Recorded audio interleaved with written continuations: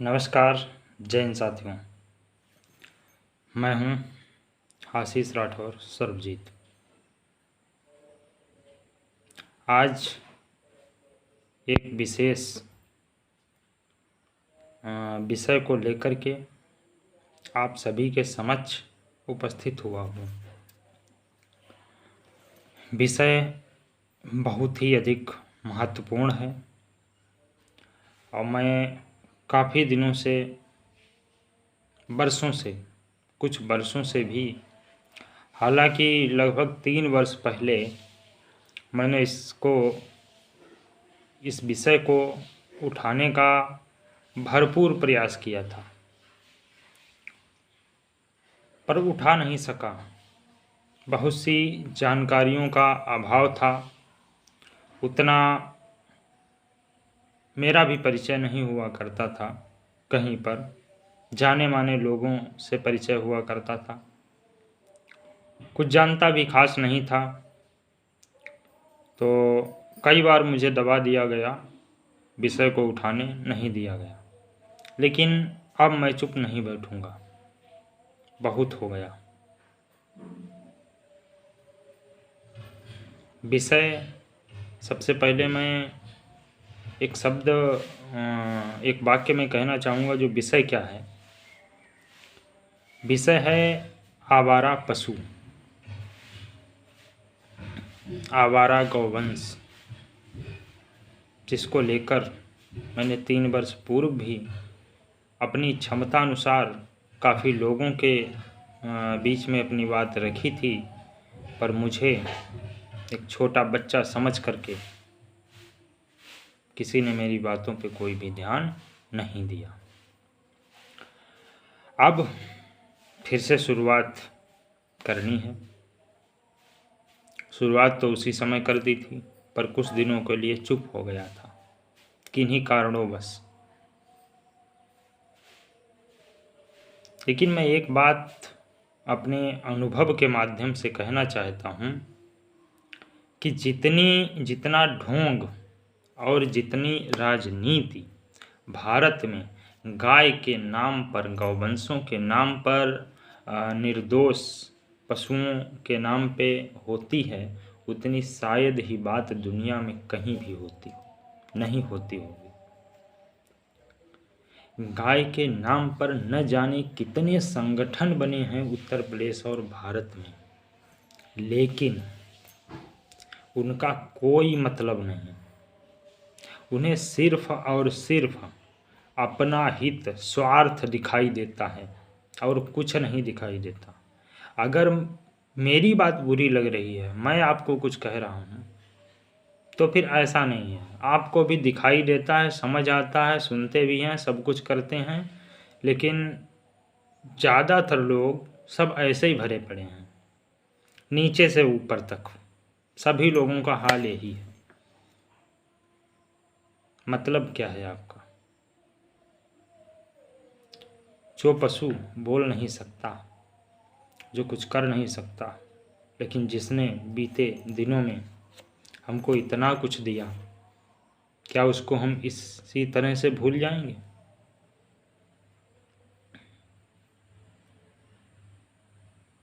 अब थोड़ी विषय पर गहनता से बात हो जाए। गाय कटने के पक्ष में मैं भी नहीं हूँ, लेकिन गाय को लाठियों से धुना जाए, रुई की तरह धुना जाए, गाय को, बछड़ों को पीटा जाए, बछड़ियों को पीटा जाए, इसके पक्ष में रहूँगा मैं? 5 वर्षों में गाय नहीं कटी, ठीक है, अच्छी बात है, लेकिन इसका क्या मतलब है? जितनी दुर्दशा गाय की पहले नहीं थी, उससे कई गुना ज़्यादा अब हो गई है। पहले क्या होता था? कटती थी तो आइएगा, तलवार लिए आइएगा, इस गर्दन को काटिएगा। काटो आकर ना, मना थोड़ी कर रहा हूँ, लिख करके दे दूंगा पहले से पूरा, कुछ नहीं होगा आपका। लेकिन जिस समय आप काटेंगे, एक ही जो काटी जाती थी वो एक ही बार में उसकी धड़ अलग, गर्दन सर अलग, तो हमारा भी अलग कर लीजिए, या अन्य किसी का काहे मैं कहूँ अलग कर लीजिए, और काहे मैं तुमको कहूँ कि तुम अलग कर लीजिए अपना, मेरा अलग कर दो ना। कितना दर्द होगा? कोई दर्द नहीं होता। रियलिटी ये है, गर्दन पूरी एक बार में ही कटने पर कोई भी दर्द नहीं होता। शरीर में यदि कोई गहरा घाव है तो पीड़ा नहीं देता घाव होने के लगभग 1 घंटे तक। मैंने कई गहरे घाव खाए हैं। उन अनुभवों से कह रहा हूँ, किसी की सुनी सुनाई और किसी पुस्तक में पढ़ी बात और किसी के द्वारा कही बात नहीं कह रहा हूँ, मैं अपने अनुभव साझा कर रहा हूँ। लेकिन जितनी छोटा घाव होगा, जितनी छोटी चोट होगी, उतना ही अधिक दर्द देती है।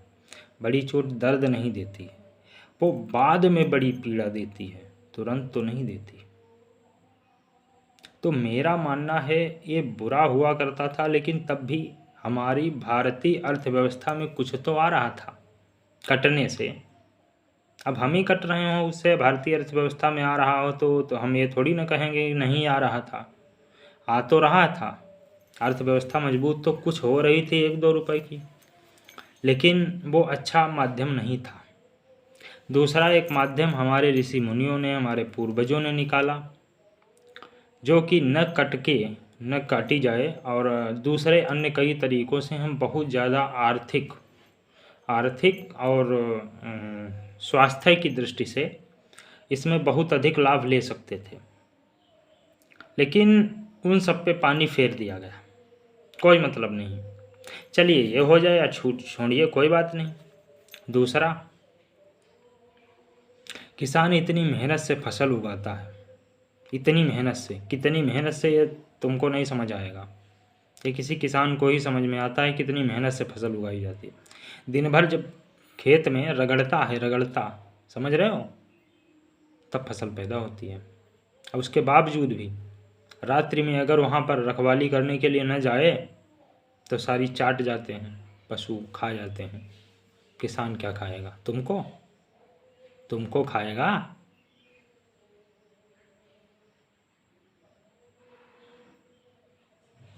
ठीक है, कोई बात नहीं, इस पर तुम क्रिया प्रतिक्रिया दे सकते हो, लेकिन एक बात और सुन लीजिए।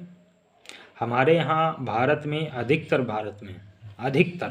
क्षेत्र में क्या होता है, ठंड, गर्मी, बरसात का समय रहता है। तो बरसात का मौसम आता है, बारिश का पानी भारत के किसी भी राज्य में बारिश का पानी नहीं रोक पा रहे हैं, न तो भारत में, न तो भारत के किसी भी राज्य में। बारिश के पानी से बाढ़ आ जाती है। विकास की भूख वन नदी पहाड़ खा गई। विकास की भूख वन नदी पहाड़ खा गई। जरा सी बारिश हुई नहीं कि बाढ़ आ गई। जरा सी बारिश हुई नहीं कि बाढ़ आ गई। हाल ये है। बताते कुछ मूर्ख क्या हैं? ये प्राकृतिक आपदा है, बारिश अधिक हो गई तो पानी क्या किया जाएगा, उसको रोक थोड़ी सकते, मुंह में थोड़ी भर लोगे। अरे चुल्लू भर पानी तो होगा तुम्हारे लिए यार, वो भी नहीं है क्या? वो भी हम भी देंगे करके, उसमें डूब के मर जाओ, उसके बाद में हम तुमको बता देंगे कैसे। तुमको भारत जो है, भारत देश दुनिया में 180-200 के आसपास में कुछ देश हैं, तो उसमें भारत एक देश है जो कि 1947 यानी लगभग 75 वर्ष हुए हैं आज़ाद हुए भारत को ब्रिटेन से, अंग्रेजों से। तो इस भारत में, भारत क्षेत्रफल की दृष्टि से दुनिया का सबसे बड़ा 7वां देश है। जनसंख्या की दृष्टि से पहला अथवा दूसरा है। ये पहला दूसरा चलता रहता है हमारा चीन के साथ में। चीन कहता है नहीं, हम मेहनत, हमारे यहाँ के लोग मेहनत ज़्यादा करते हैं, हम कहते हैं नहीं, हमारे यहाँ भारतीय के। तो इस समय माना यह जाता है कि भारत पहले नंबर पे चल रहा है।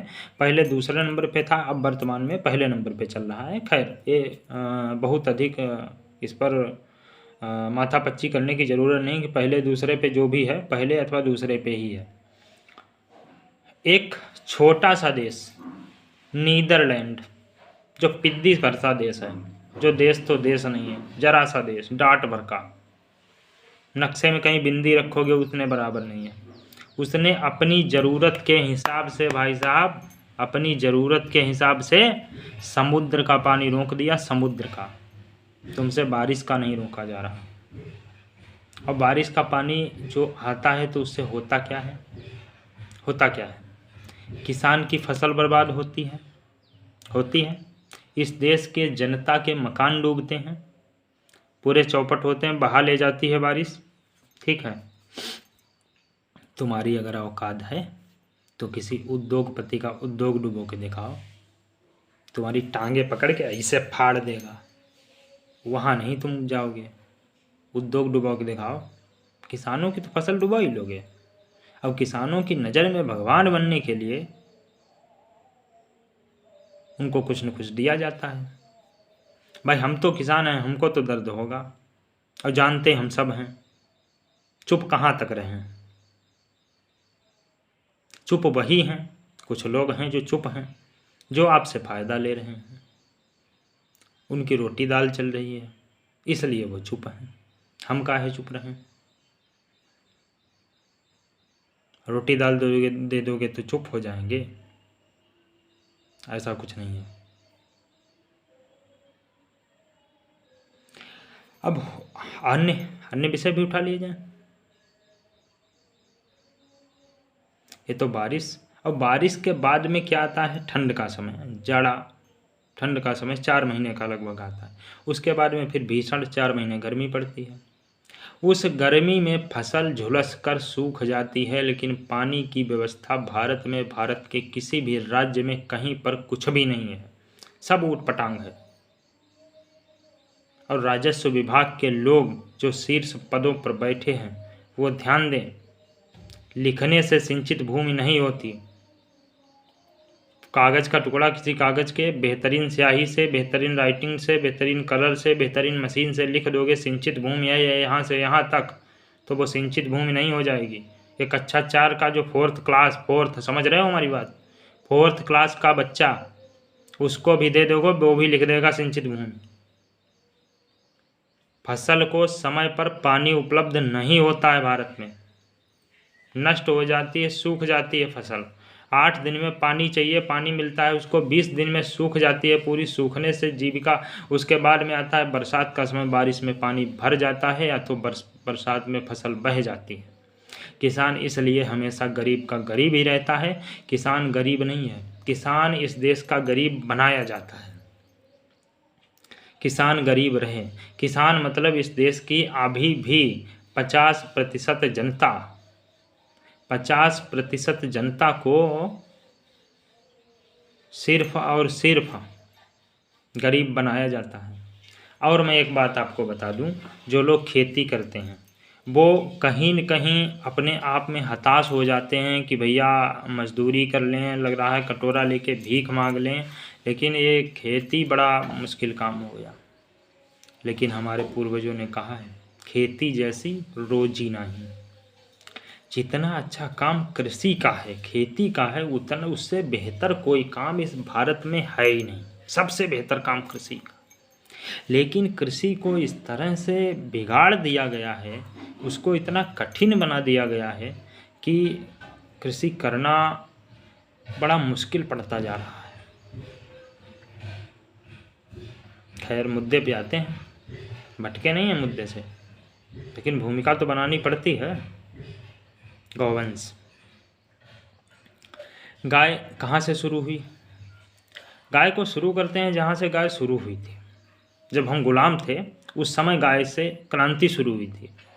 गाय की क्रांति जो शुरू हुई थी वो 1857 से शुरू हुई थी। सन 1857 की प्रथम स्वतंत्रता संग्राम या स्वतंत्रता क्रांति जो 1857 से शुरुआत हुई, वो भी गाय की चर्बी और सूअर की चर्बी, ऐसा इतिहासकार बताते हैं, लेखक बताते हैं, पुस्तकों के माध्यम से पता चला है। मैं उस समय में मौजूद नहीं था।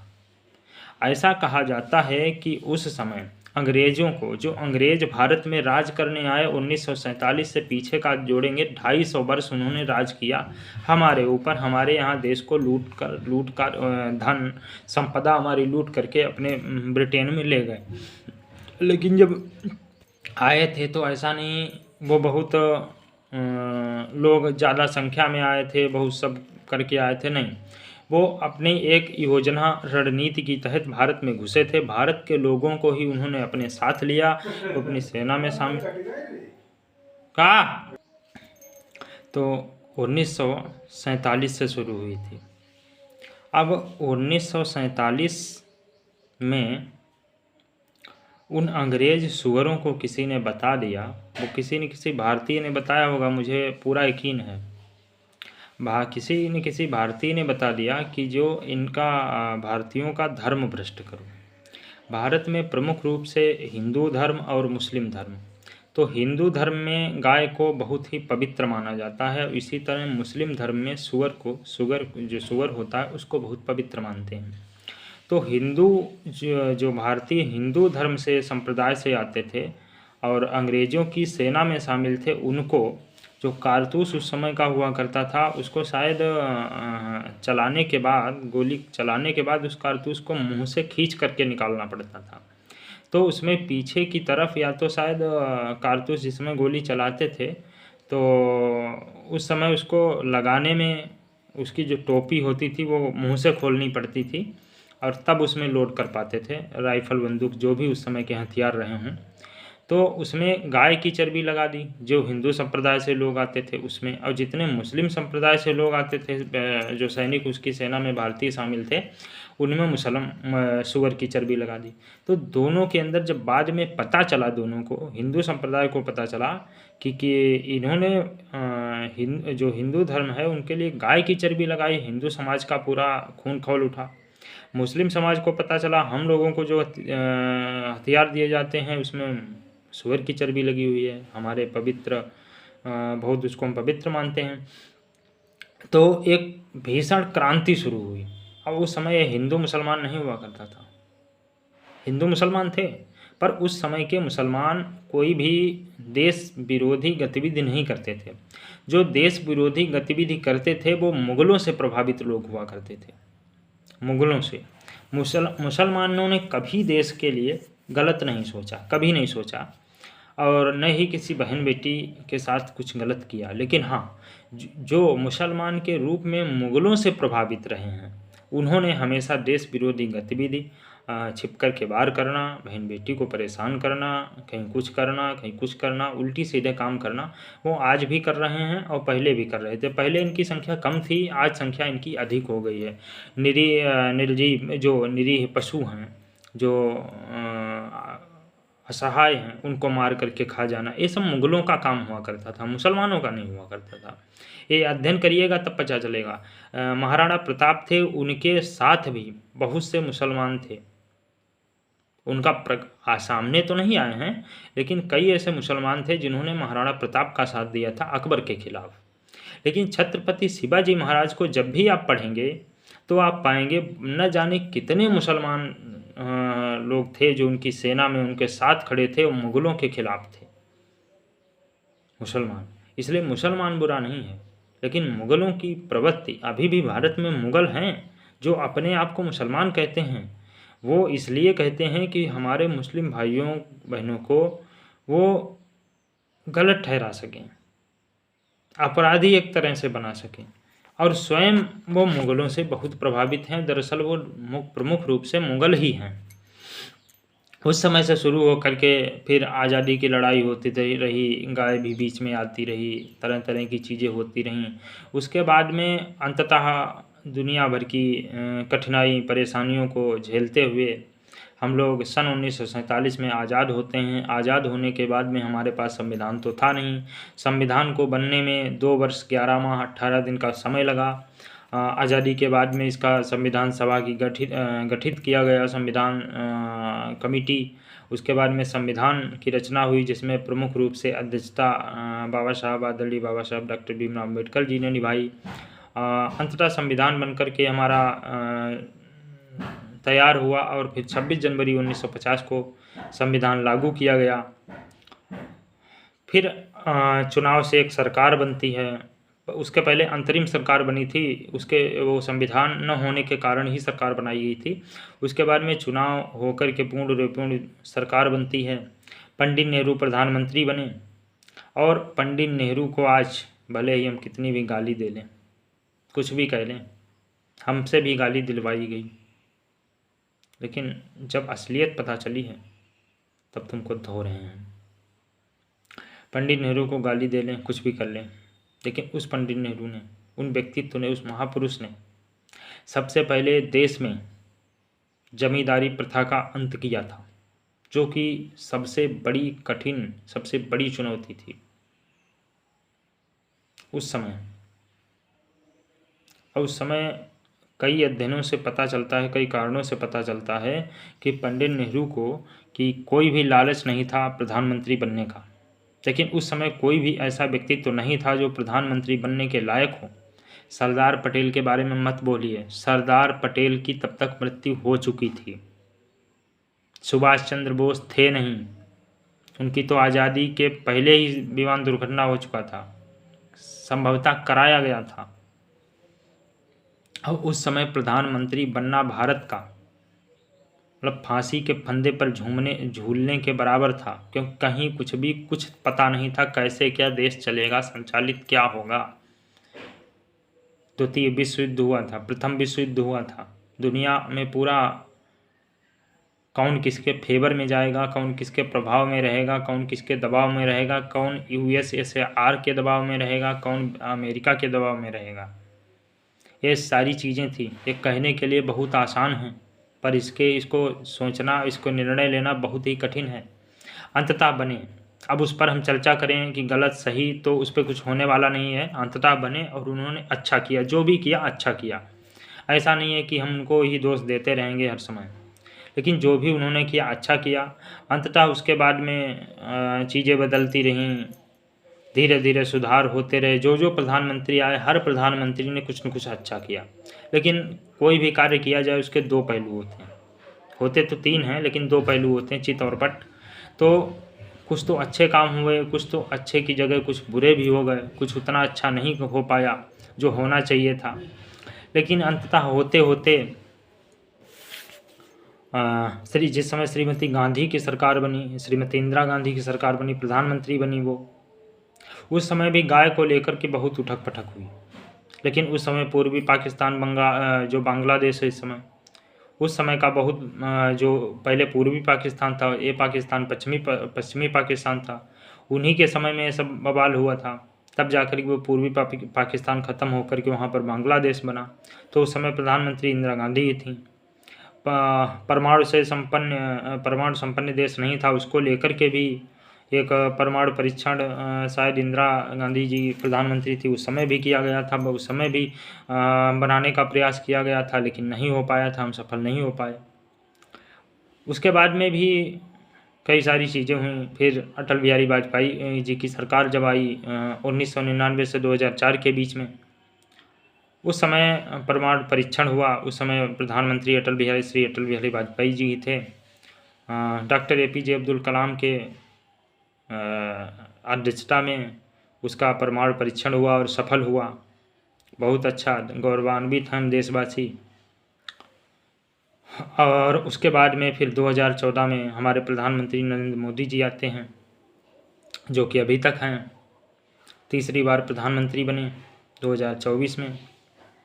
तो 2024 में तो प्रधानमंत्री बने। फिर अभी वर्तमान में अभी का समय चल रहा है 2024 सन, और 2014 में प्रधानमंत्री बनने के बाद 2017 में उत्तर प्रदेश मुख्यमंत्री योगी आदित्यनाथ जी बनते हैं। मुझे पूरा एकदम ठीक तरह से तो याद नहीं है, लेकिन लगभग मैं बता सकता हूँ कि 2017 में मुख्यमंत्री बनने के बाद एक पहला काम किया गया, गौवंश नहीं कटेगा, किसी भी कीमत पर गाय नहीं काटी जाएगी, बंद किया गया। गाय नहीं कटी। जब गाय नहीं कटेगी तो लोग करें क्या, उसको छोड़ दिया गया, लोगों ने छोड़ दिया। अब छोड़ दिया, तब से वो छुट्टी है, बनाई गई गौशाला। दरअसल मैं एक शब्द में तो ये भी कह सकता हूँ कि किसी गौशाला में गाय है ही नहीं। किसी गौशाला में गाय है तो वो भूख से मरी जा रही, पानी से मरी जा रही, कहीं किसी वजह से मरी जा रही। गौशाला सब ऐसे ही है। अगर गौशाला ठीक तरह से चल रही होती तो सड़कों पर गाय, खेतों में गाय किसान की फसल नष्ट करती है।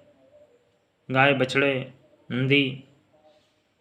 गाय तो दूध देती है और गाय का तो कोई काम है नहीं। दूसरा रह गया बैल, जो नए बछड़े हैं, बैल हैं, उनका भी काम खत्म हो गया ट्रैक्टरों के आगे। अब गाय, भारतीय गाय दूध देती है कम, दूध बहुत कम देती है तो उसको बहुत कम पसंद करते हैं लोग। अब तो विदेशी गाय पालने लगे हैं, भैंस पालने लगे हैं, लेकिन गाय को कौन पाले? 1-2 लीटर दूध देती है, कौन पाले? छोड़ दिया, कटेगी है नहीं, उसको बेफालतू रखना है, मतलब कुछ है नहीं। अभी तक बड़े बड़े शीर्ष पदों पे बैठे लोग इसका समाधान तो निकाल पाए नहीं। गौशालाएँ बनाई गई, उनमें खर्चा होता है, उसमें बजट से पैसा आता है, करोड़ों करोड़ पैसा आता है। क्या एक भी रुपए की किसी भी गौशाला से आमदनी हो रही है क्या? जवाब चाहूँगा, जब मैं पूछ रहा हूँ दे दीजिएगा जवाब। किसी भी गौशाला में क्या 1 रुपए की आमदनी भी हो रही है? नहीं हो रही होगी, मुझे पूरा यकीन है नहीं हो रही होगी। लेकिन भारतीय शास्त्र अगर जानते हों, भारतीय संस्कृति जानते हों, गाय के बारे में कुछ जानते हों, तो कहा जाता है गाय में 33 कोटि देवी देवता वास करते हैं, 33 प्रकार के देवी देवता वास करते हैं। ये प्रूफ भी किया जा चुका है, इसका प्रारूप भी है, प्रूफ सबूत किया के आधार पर प्रूफ किया जा चुका है कि 33 प्रकार के देवी देवता गाय के शरीर में होते हैं। गाय के गोबर में लक्ष्मी का वास बताया गया, लक्ष्मी यानी धन। तो गाय के गोबर से क्या एक भी पैसा निकल रहा है, कुछ भी है? या तो फिर ये शास्त्र झूठा है, या तो फिर तुमको कुछ मालूम नहीं है, गधे हो तुम। भाई हम तो बोलेंगे, ये अब बहुत दिनों तक नहीं बोले, अब भी नहीं बोलेंगे क्या? कुछ भी करते रहोगे? लगभग 5 साल का समय हो चुका है भाई साहब, 5 साल से अधिक का समय हो गया होगा, बहुत नुकसान उठाया। अभी 2-4 दिनों की पूर्व की बात है, जा रहे थे, रास्ते में 2 सांड लड़ रहे थे, नंदी लड़ रहे थे, प्यारा शब्द नंदी है, बच गया था, नहीं तो 4-5 लाख रुपए घर वालों को मिल गए होते। अब हम बोल नहीं रहे होते, यहाँ पे जा चुके होते अब तक। कब तक? तुम लोगों तो मजाक सूझ रहा है। जान सबको प्यारी होती है, तुमको अपनी जान प्यारी है, हमको अपनी जान प्यारी है, किसी भी देश का नागरिक है उसको अपनी जान प्यारी है।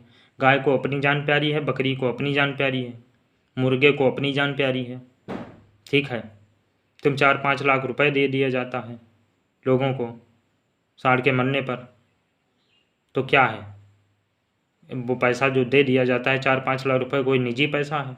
वो तो इस देश की जनता का ही पैसा है, टैक्स के रूप में कलेक्ट किया गया, उसी से तो दिया जाता है। हम तो कहते हैं आओ 4-5 नंदी इकट्ठा करेंगे, तुमको फेंक देंगे उनके आगे, उठा उठा के पटक के मारेंगे, जब मर जाओगे तो 20 लाख हमसे ले लेना, निजी जेब से देंगे, निजी जेब से ले लोगे, उसके लिए मुंह बंद हो जाएगा तुम्हारा। ये कहो ना हम नहीं कर पा रहे हैं ना, अगर कोई बताए कि इस तरह से कर लो, ऐसे कर लो, हम तुम्हारे शुभचिंतक हो, तो तुम लोग सुनने को तैयार नहीं हो। तब बता देते हो तुम्हारी उम्र कितनी है, पहले अपनी उम्र बढ़ाओ जाकर के। अरे तुम जैसों के सामने हम उम्र क्या करेंगे, तुमको तो अब धोएंगे।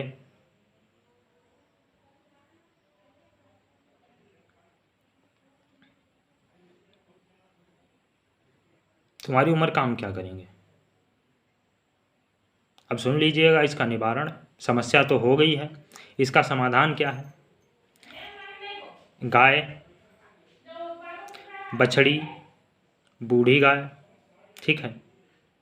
दूसरा होता है नंदी, नंदी, सांड, बैल, बछड़ा, बूढ़ा नंदी, बूढ़ा बैल, यही होता है ना।